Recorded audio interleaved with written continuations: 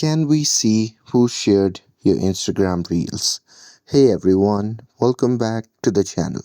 In today's video, we'll find out whether we can see who shared our Instagram reels or not. So now, without further ado, let's get started. So here to tell you upfrontly, Instagram does not show the names of people who share your reels on their story or to their story, but you can still see share insights.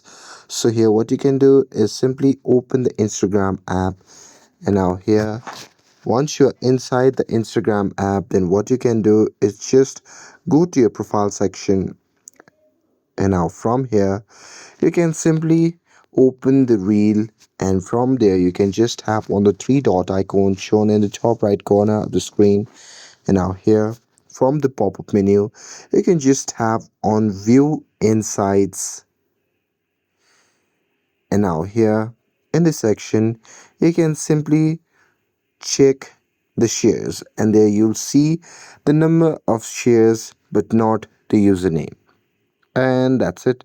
With this, if you found this video helpful, then don't forget to like, share, and subscribe to get updated for more videos. Thanks for watching, and I'll see you in the next video.